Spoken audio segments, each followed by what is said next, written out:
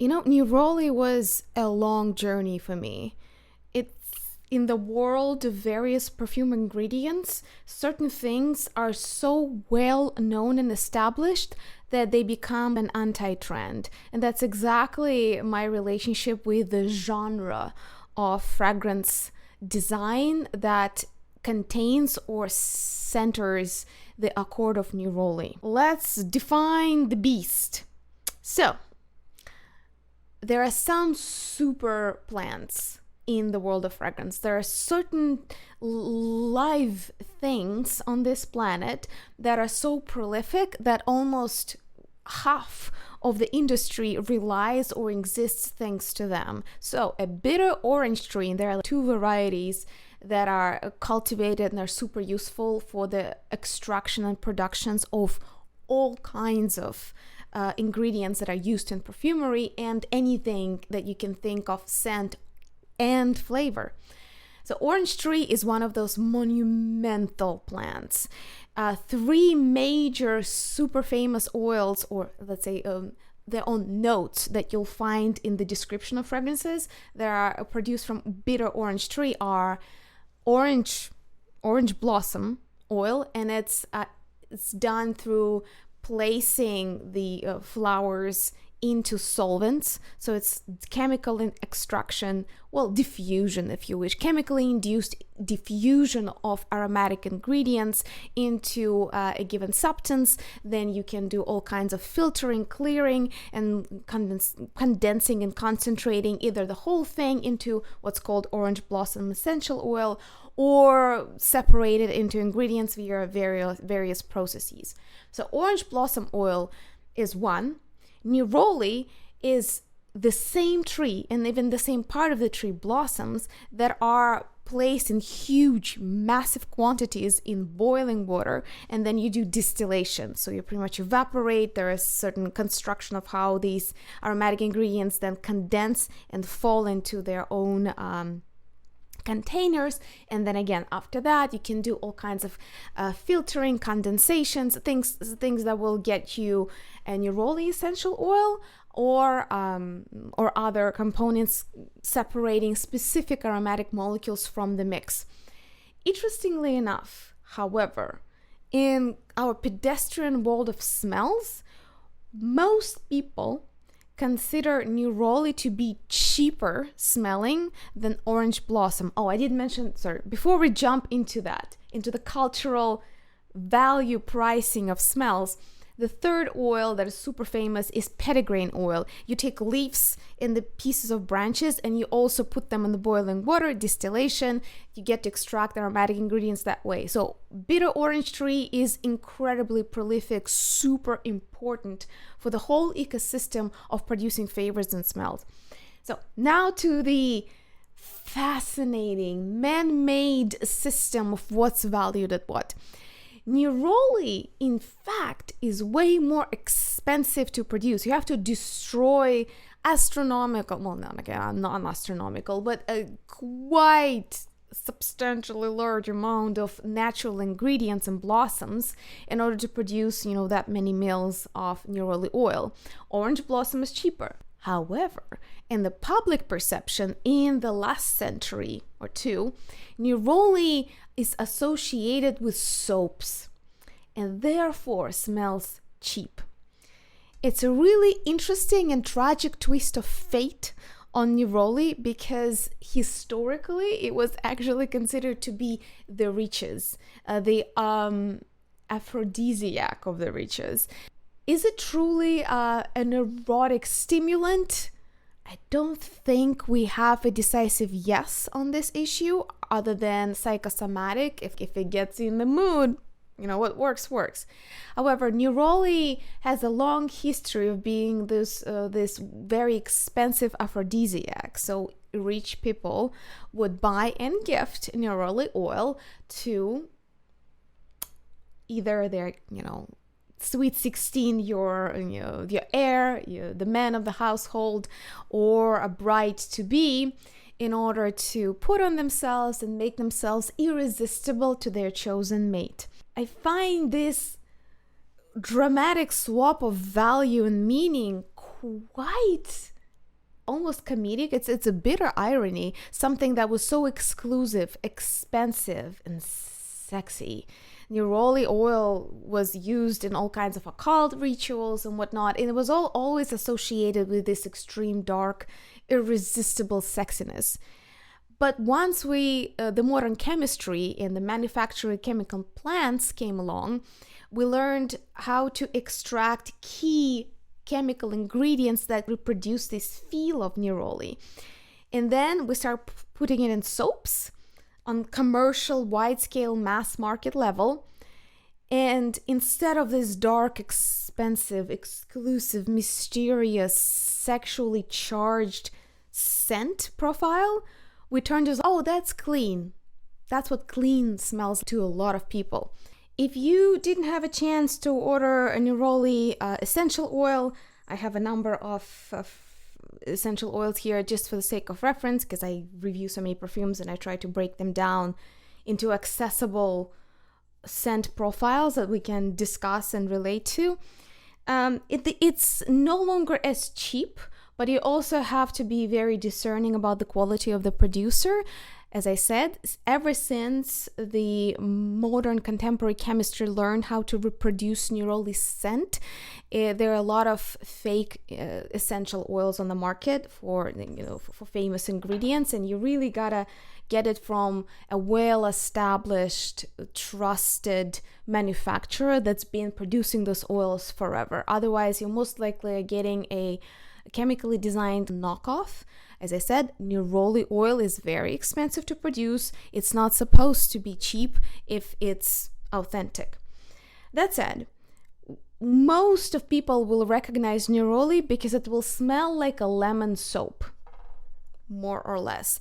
Why is the neroli so different in the way that it smells from petitgrain oil or orange blossom? They're both very famous marketing terms, orange blossom, neroli, and yet they smell quite different. Orange blossom tends to be sweeter, fruitier. It has this floral but citrusy aspect.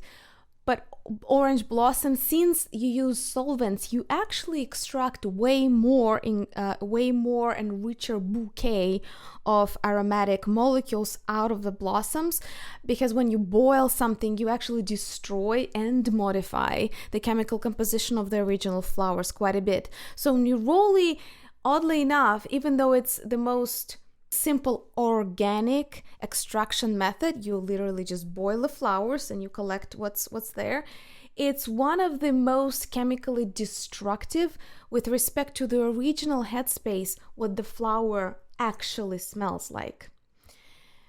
Neroli is characteristically citrusy but more sharper. Some people say green, refreshing. I mean, it depends to me what you find refreshing. To me, neroli for many years either smelled like a lemon soap and therefore cheap, more like cleaning products rather than a personal fragrance, something that I would find enticing or even remotely sexy, but whatsoever not. Or sharp, austere, it's almost like shards of glass thrown at your nose. It's very piercing, very almost disturbing. It took me a while to find neroli scents that I can enjoy and appreciate, so they don't smell like soap to me. Because once something smells like a generic cleaning product, it defeats the purpose as a personal perfume, right? So I went on quite a journey that I'm gonna give you a glimpse into with a clip here. But before we go there, just for those of us who to show off every once in a while, here is, if you want to just drop it somewhere casually in the forum or dinner table and be not understood by the whole group of people at all, that's what makes neroli smell like neroli. It has a huge block of molecules that are called terpenes or terpenoids. I think terpenoids probably is easier to say in any language. So those are limonel, beta-pinene, alpha-terpineol, linalool, and nerolidol. That's a mouthful. I don't expect anybody to remember that. So terpenoids, limonel, sounds like a lemon, and neroli does smell like this very verdant, sharp, lemony, zesty, greeny thing. And actually there are more that makes neroli smell like neroli, but that's terpenoids. I think that will give you a good idea. However, just a full disclaimer, the more you dive into the chemistry and analytical chemistry of the molecules and how they smell, the more confusing it gets. Just to outline it so we're not overconfident, there are a lot of terpenoids that don't smell anything like each other.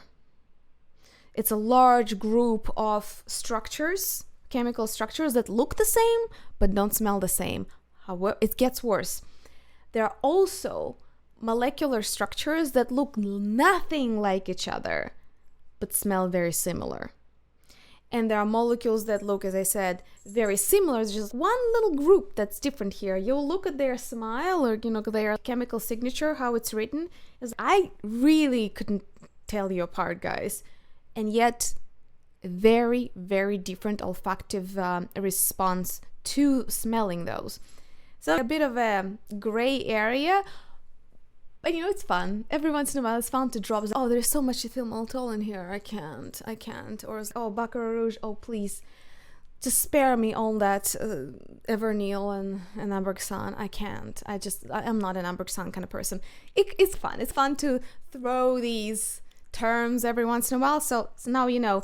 Huge block of terpenoids. There are some geraniol shared with rose, farnesol, sulfloral, linaloyl acetate, methyl anthranilate, but I feel some people have already turned on the video. So to preserve our community intact for duration of this review, I'm gonna stop with chemical names. Here is how my exploration went, the fragrances that I tried, and what I picked as the best and the most interesting neroli to wear.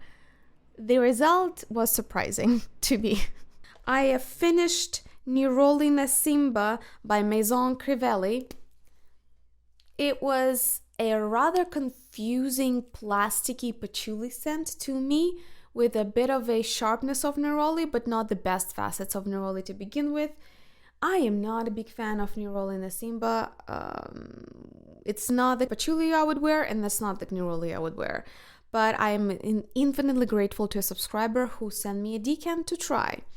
So Neroli Nasimba Maison Crivelli.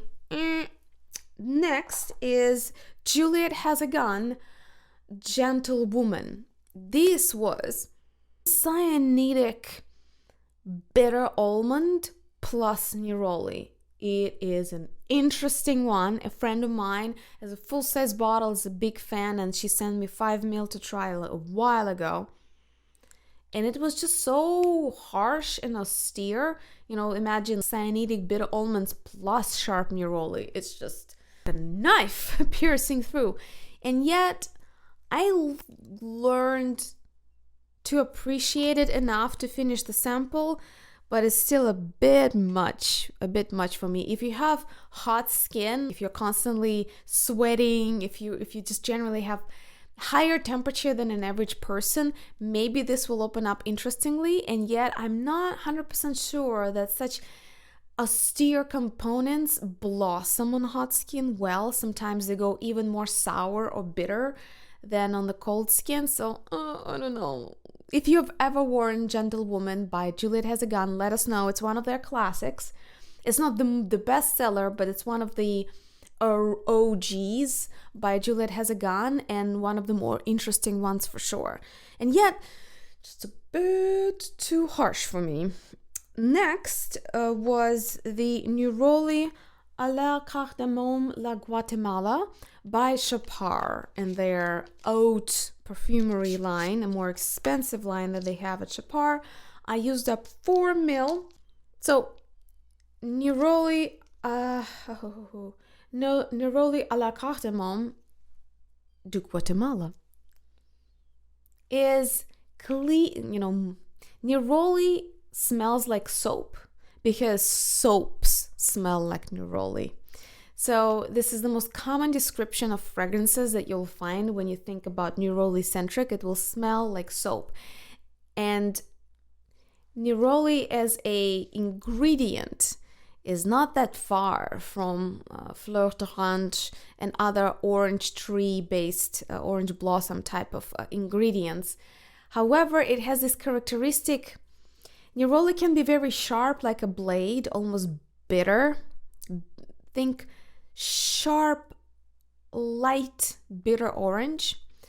Or Neroli can be scratchy, very textured, with the same facet, but not as sharp, as it falls into this little fluffy, soapy accord. And the Chapar Neroli is more of a sharper edge at the beginning and softer, very almost sandalwood, woody accord at the heart. That combination makes it very charming. It's a very interesting dynamic to witness. But I'm not a big fan of the opening, and it's I'm gonna say it, generic. For the price tag that Chapar wants for their haute perfumery, high perfumery line, I think I am just as well served with a recently purchased Elizabeth and James Nirvana French Grey.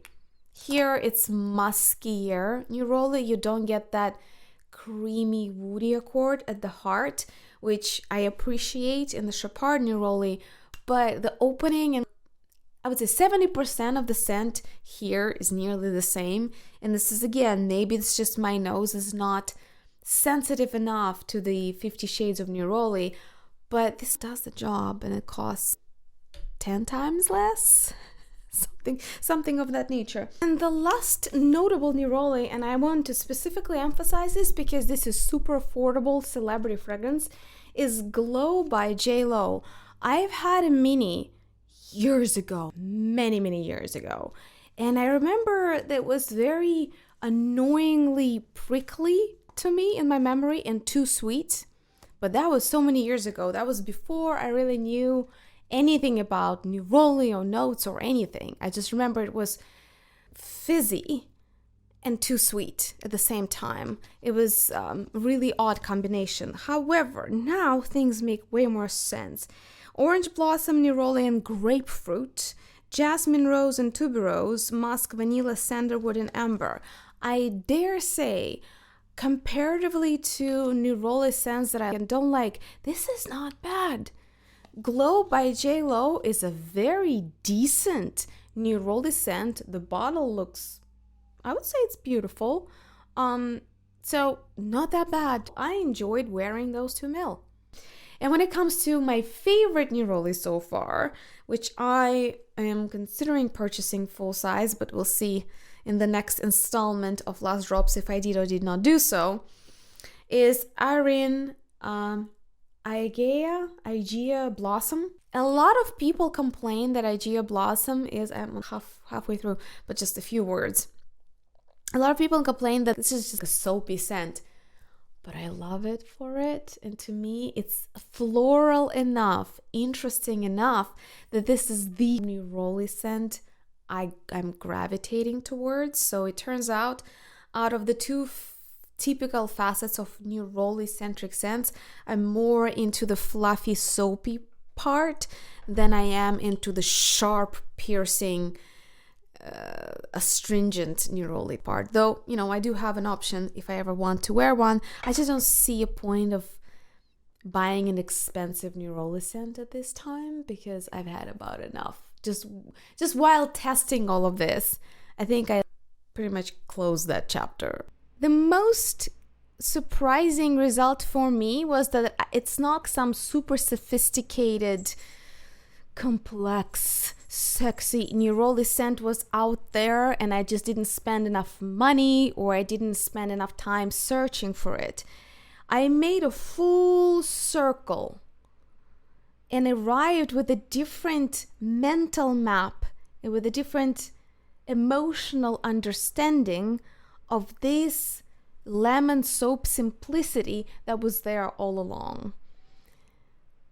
I now not only tolerate, I wouldn't say that Neroli is my key fragrance ingredient in my wardrobe, but I like, adore, and enjoy Neroli for this verdant green, ice glass shardy, bright, lemony soapiness that it is.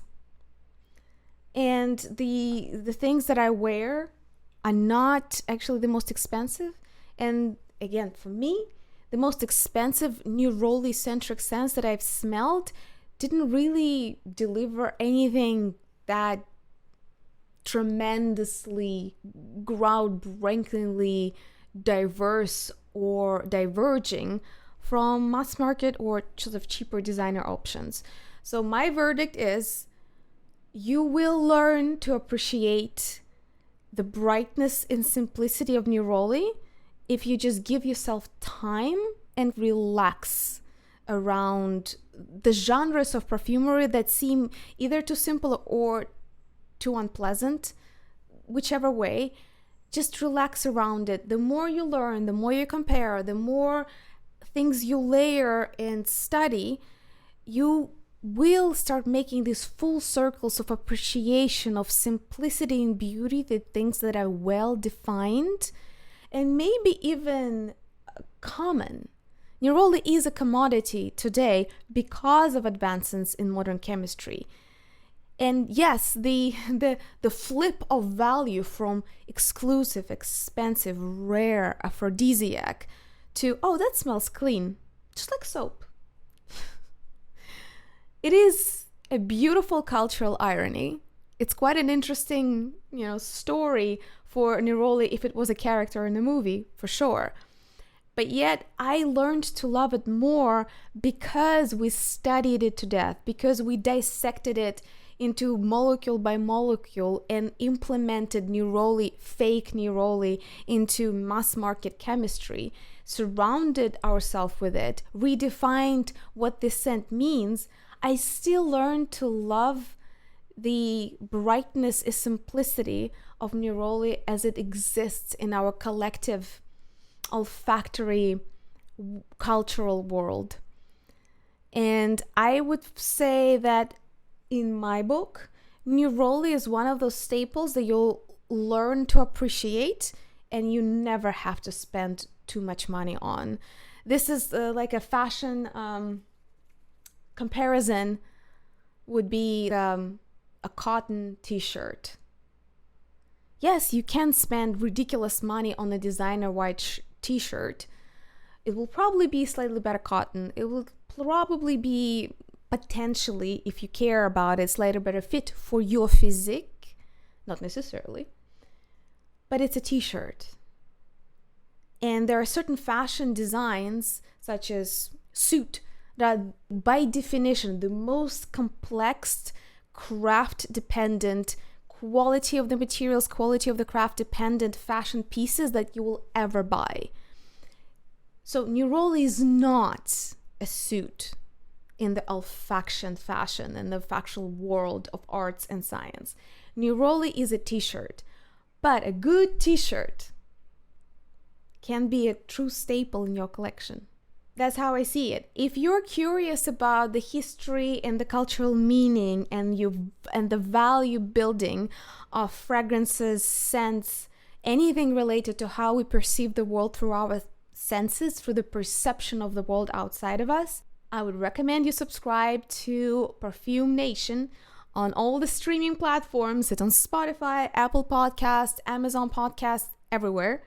That's the part of my TV station, which is Maria Meliora on YouTube, that is the most dedicated to these dives. But also, if you're looking for fun and structured perfume reviews so you can choose your next best pick in any given genre, YouTube is the place for it. For example, I just made a 2-part series on leather. It's out. I made a feature on iris perfumes, which is super popular. And also an interesting and adjacent to iris perfumes genre, a video that is doing fairly well, is my collection of nude perfumes. I feel that introspective genre of perfumery is right now, it's very height.